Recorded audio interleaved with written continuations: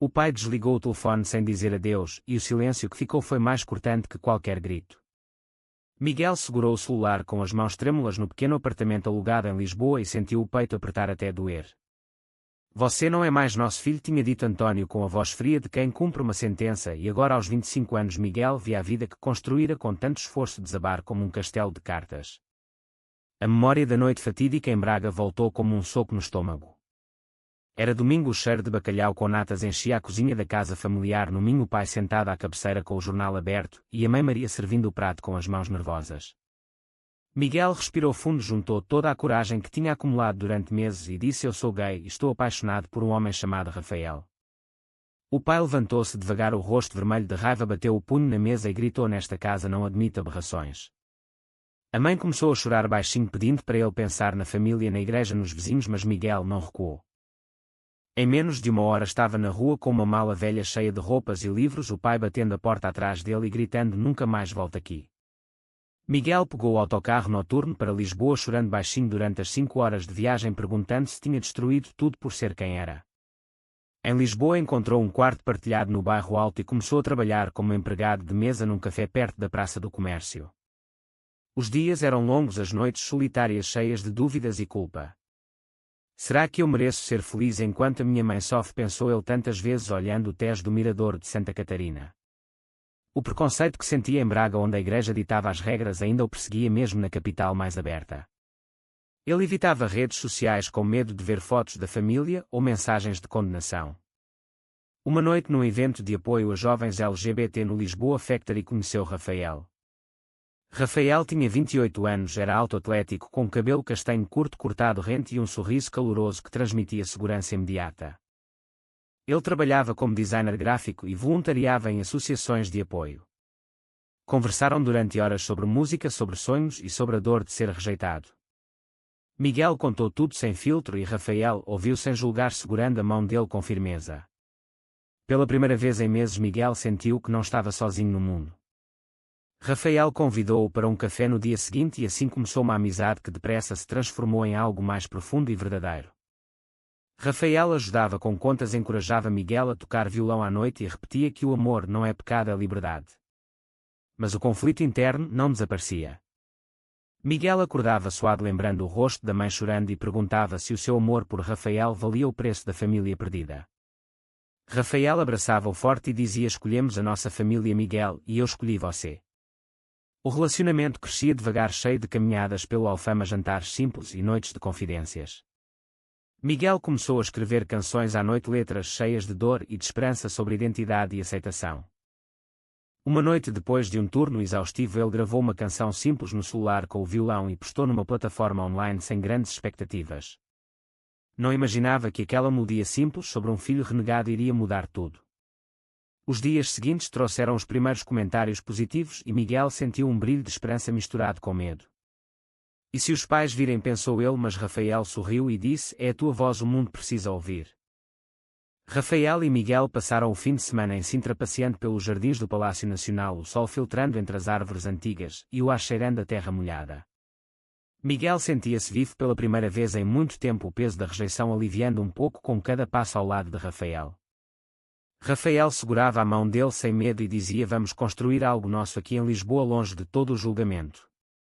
Mas o telefone tocou, era a irmã mais nova de Miguel, a voz baixa e urgente: a mãe está doente no hospital, quer falar contigo, mas o pai não sabe. Miguel hesitou, o dilema moral o consumia como ácido. Ir significava enfrentar o pai novamente, mas não ir seria abandonar a mulher que o criara. Ele decidiu ir com Rafael ao lado para apoio moral. A viagem de autocarro até Braga foi tensa, Miguel apertando a mão de Rafael o tempo todo. No hospital, a mãe Maria estava pálida na cama, mas os olhos iluminaram-se ao ver o filho. Choraram juntos, ela pediu desculpa pela fraqueza e Miguel perdoou, mas o pai António não apareceu, recusando-se a entrar no quarto enquanto o filho estivesse lá. Miguel saiu com o coração partido, mas com uma determinação nova. De volta a Lisboa, ele mergulhou na música, escrevendo mais canções sobre rejeição familiar e identidade. Uma delas, uma balada acústica chamada Renegado, viralizou no TikTok com milhares de visualizações em poucos dias. Pessoas de todo o país comentavam como a letra tocava fundo nas suas próprias histórias de preconceito, mesmo em Portugal, onde a lei era progressista, mas as famílias muitas vezes não. Miguel ganhou seguidores, convites para pequenos shows em bares do bairro Alto e uma sensação crescente de propósito. Rafael estava sempre lá filmando os concertos, aplaudindo mais alto que ninguém e ajudando com a promoção. Mas a fama inicial trouxe também novos desafios. Num show um espectador gritou insultos homofóbicos e Miguel parou a música, olhou o homem nos olhos e disse: "O meu amor não faz mal a ninguém, o teu ódio sim." O público aplaudiu de pé e o vídeo do momento espalhou-se ainda mais. Miguel sentiu-se forte, mas à noite as dúvidas voltavam. Será que estou traindo a minha família ao expor a dor deles publicamente, pensava ele. Rafael o acalmava dizendo que contar a verdade era o caminho para a cura. A mãe ligou uma vez mais pedindo ajuda financeira discreta, dizendo que o pai tinha perdido o emprego e que a igreja os ajudava pouco. Miguel enviou o dinheiro sem contar a Rafael, sentindo-se dividido entre o amor filial e o medo de ser manipulado. O conflito interno crescia enquanto a carreira decolava devagar. Ele assinou com um pequeno selo independente, gravou um EP e a música começou a tocar nas rádios locais. Os fãs pediam entrevistas e Miguel aceitava algumas, mas sempre evitava falar diretamente da família. Rafael o apoiava incondicionalmente, mas via a tensão no parceiro e perguntava se ele estava bem. Miguel respondia que sim, mas por dentro lutava com a culpa e o desejo de reconciliação. Um dia um jornalista de uma revista de Lisboa perguntou sobre as origens da sua música e Miguel respondeu com honestidade: "A minha família não aceita quem eu sou e isso dói todos os dias." A frase saiu na capa e os comentários explodiram, metade apoiando, metade condenando. Miguel sentiu o mundo girar mais rápido e soube que não havia volta. A fama estava chegando e com ela viriam escolhas ainda mais difíceis. O EP de Miguel atingiu o topo das paradas independentes em Portugal e de repente o telefone não parava de tocar. Convites para festivais, entrevistas na rádio e até uma participação num programa de televisão nacional chegaram em cascata. Miguel, aos 25 anos, via o seu sonho ganhar asas, mas o peso da realidade familiar o ancorava ao chão. Rafael organizava a agenda com calma profissional e dizia: "Vamos passo a passo", mas Miguel sentia o pânico crescer. Num concerto no Coliseu dos Recreios em Lisboa, o público cantou em coro a letra de Renegado e Miguel chorou no palco pela primeira vez. Depois do show, Rafael o abraçou nos bastidores e disse: "Orgulho de ti", mas Miguel respondeu: "E se os meus pais estiverem a ver isto?" A mãe enviou uma mensagem curta: "Parabéns", mas o pai permaneceu em silêncio absoluto. Miguel decidiu tentar uma reconciliação discreta, enviando uma carta para casa explicando o seu sucesso e o amor por Rafael. Sem resposta. A fama trouxe dinheiro, patrocínios e uma sensação de poder, mas também exposição. Num talk show, Miguel falou abertamente sobre a rejeição familiar e pediu que as famílias portuguesas abraçassem os filhos como eram. O vídeo viralizou e grupos LGBT aplaudiram, mas comunidades conservadoras do Norte criticaram duramente. Rafael estava ao lado dele em todas as entrevistas, segurando a mão fora das câmaras e lembrando que o amor deles era real. Mas a pressão testava o relacionamento. Miguel chegava exausto de viagens e Rafael sentia-se deixado de lado às vezes. Eles discutiram uma vez, Miguel acusando Rafael de não entender a dor familiar e Rafael respondendo que o amor escolhido era mais forte que o sangue. Reconciliação veio com lágrimas e promessas de comunicação. Então a mãe ligou novamente, a voz trêmula, dizendo que o pai estava doente e que talvez fosse hora de perdoar. Miguel hesitou, mas aceitou um encontro em terreno neutro num café em Porto. O pai não apareceu, mas a mãe chorou, pediu desculpa e disse que sentia falta. Miguel deu dinheiro mais uma vez, sentindo-se usado mas incapaz de dizer não. De volta a Lisboa, uma grande gravadora ofereceu contrato e Miguel assinou, sentindo que a vida finalmente sorria.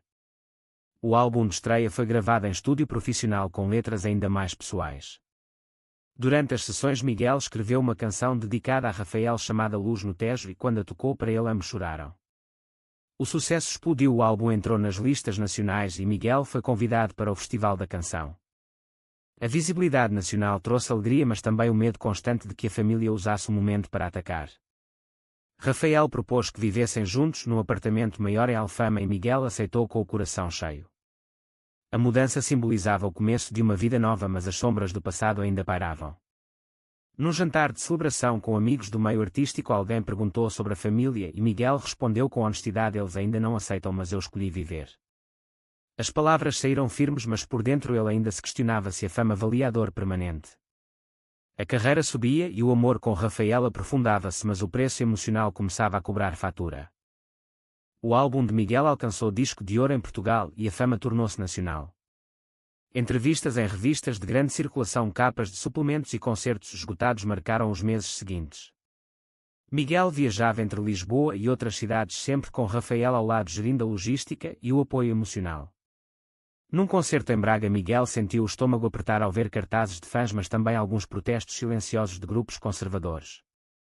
Depois do show, ele recebeu uma mensagem da mãe convidando-o para um almoço familiar, dizendo que o pai queria conversar. Com o coração acelerado, Miguel aceitou, levando Rafael para apoio. O almoço em Braga foi tenso. O pai António evitou olhar para Rafael, mas falou de dinheiro, dizendo que o sucesso do filho devia ajudar a família que o criara. Miguel sentiu-se traído, mas deu o cheque mesmo assim. De volta a Lisboa, a gravadora pressionava por mais visibilidade e Miguel aceitou uma entrevista exclusiva numa revista de fofocas. Nela ele falou do amor por Rafael e da rejeição familiar com dignidade. A reportagem foi bem recebida, mas dias depois uma bomba explodiu. Os pais aceitaram dar uma entrevista paga numa estação de televisão nacional, onde António apareceu sério e disse: "O nosso filho foi corrompido em Lisboa pela agenda gay e nós renegamos ele para salvar a alma dele." Maria chorou na câmara, dizendo que a fama era castigo de Deus e que Miguel devia voltar para casa, abandonar Rafael e arrepender-se. Revelaram detalhes privados da infância de Miguel, fotos antigas e cartas dizendo que ele sempre foi sensível demais. A entrevista viralizou e o país inteiro reagiu com choque. Grupos LGBT organizaram protestos em frente à estação. Fãs de Miguel inundaram as redes com apoio e hashtags de boicote aos pais. Mas também surgiram ameaças de morte de extremistas e críticas de ativistas, dizendo que Miguel não tinha sido suficientemente duro. Miguel viu a entrevista em casa com Rafael ao lado e sentiu o mundo desabar novamente. A traição era pública e, por ganância, o dinheiro da entrevista e a atenção que recebiam eram claros. O dilema moral consumia-o. Ele queria confrontar os pais publicamente, mas também perdoar por amor à mãe. Rafael o aconselhou a pensar no próprio bem-estar e na mensagem que daria aos fãs. Miguel passou noites sem dormir escrevendo uma resposta que nunca publicava. A carreira sofreu um baque temporário com alguns patrocínios cancelados, mas o apoio dos fãs cresceu ainda mais. Num momento de raiva, Miguel ligou para a mãe e perguntou como puderam fazer isto por dinheiro.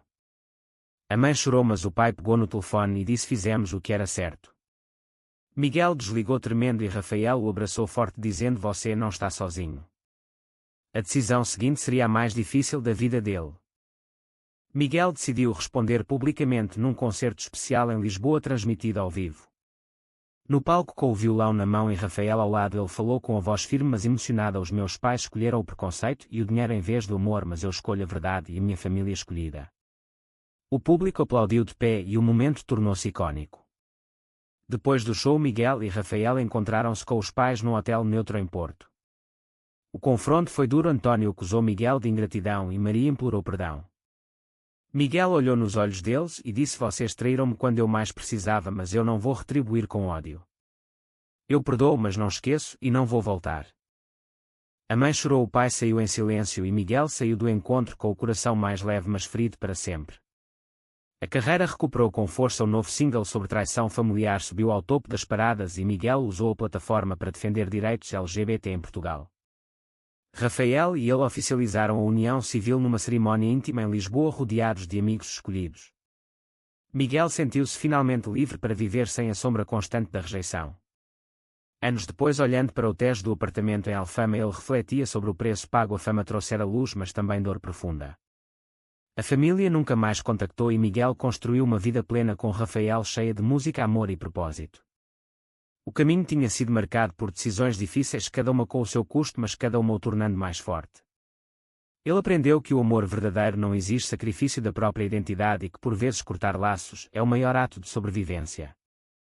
A sociedade portuguesa continuou a evoluir, mas famílias como a dele ainda existiam e Miguel usava a voz para mudar isso. No final de um dia perfeito, Rafael perguntou se ele se arrependia de alguma coisa e Miguel respondeu: só de não ter partido mais cedo. A vida seguiu e a música continuou a curar. Você acha que os pais merecem perdão independentemente da traição pública, ou o sucesso justifica cortar laços definitivos para sempre? Verdadeiro ou falso?